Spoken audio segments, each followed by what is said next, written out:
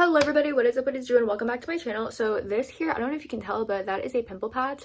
Fun little story. My grandpa, when he came home, he was like, what's on your face? And I was like, oh, that's because I have a pimple, because it's like a paw shape. Anyways, but for today's video, from someone who has tried to do a complete 180 in her life and tried to implement every single good habit overnight and failing doing that, here are some actual tips that actually helped me. Okay, here's the thing. First things first, I don't know why this is, but whenever I list out okay, my daily routine has to look like this, and I put a lot of pressure on myself for it, maybe I'll do it for a day and then I end up just not following it. And I feel like it's because if I feel like it's too strict or too much of a change, it just feels so overwhelming. And then I think I feel some sort of stress about, oh my god, am I doing something wrong? And if I don't follow this exact schedule, if I'm not waking up at 5 a.m, then my whole day is ruined. Because I've noticed about myself that I have a very all or nothing personality. So honestly, I think the most helpful thing is, instead of focusing on what it is about your schedule and your life right now that you don't like, I would focus on what you want it to look like and then take steps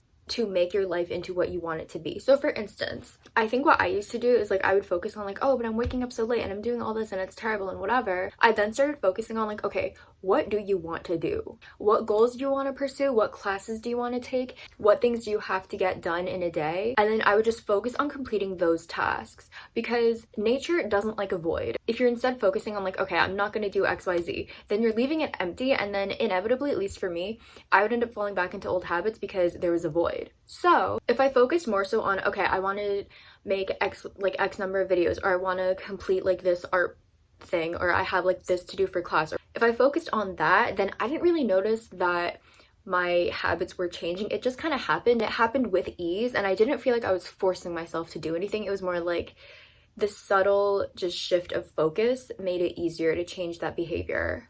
Also, another thing that really helped me is habit stacking. So for instance, a lot of psychologists, actually, is that true?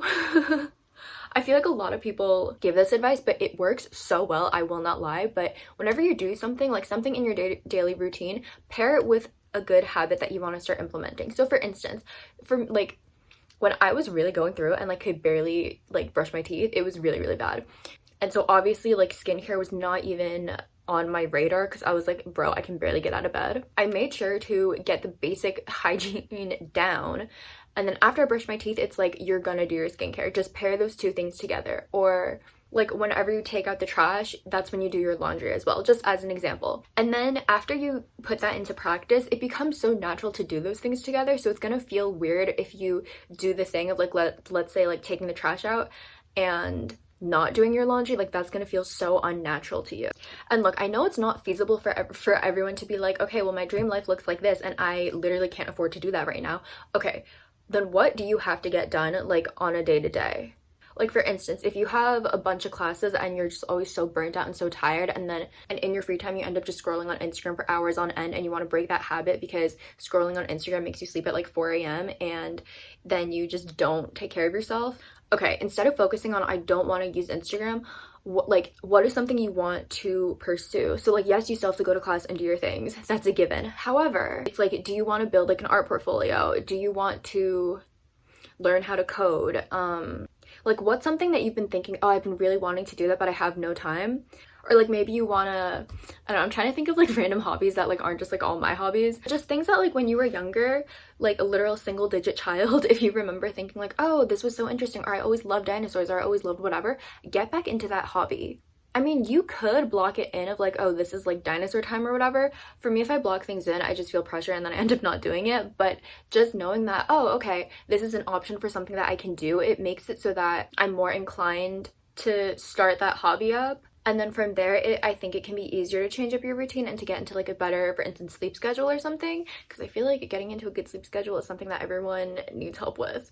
I'm obviously projecting.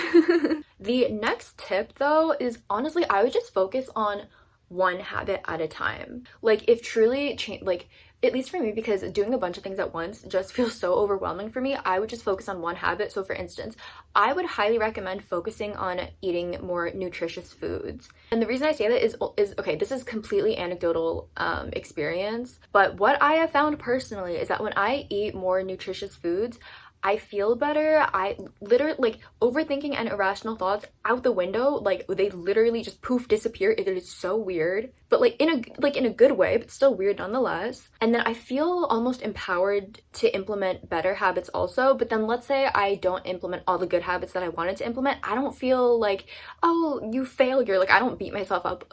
I don't beat myself up over it mentally, because it's like, whatever. Like things just kind of roll off my back more easily and I become more resilient. And also what I found, it's kind of like a positive domino effect. Look, okay, your mileage can and will most definitely vary depending, because like everyone is different, but I find also when I'm eating healthier, it is so much easier for me to fall asleep. Like once I lie down at like a regular hour, doesn't matter if I've had caffeine, doesn't matter if I've like gone on my walk or whatever, I'm out. Which, as someone who would regularly not be able to sleep until midnight ever since I was a single digit child, like my mom did her best. Like she had me in bed at like 8:39. It was me, I just couldn't sleep, so I would literally just be lying in my bed staring at the ceiling because I could not sleep.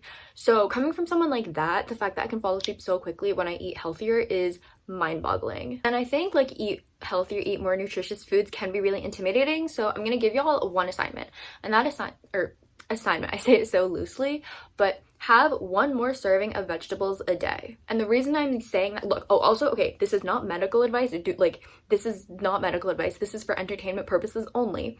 But the reason I am specifically saying vegetables is because I feel like that's the one thing that like almost everyone doesn't eat enough vegetables. I'm very clearly projecting, as you can tell, but I feel like just about everyone I talk to, it's like their doctor would be like, yeah, you could stand to eat more vegetables.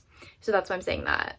And also, if y'all have any yummy like vegetable soup recipes or anything like that, please link them down below, because I love soups. Like soups are probably my number one like vegetable intake method. So yeah.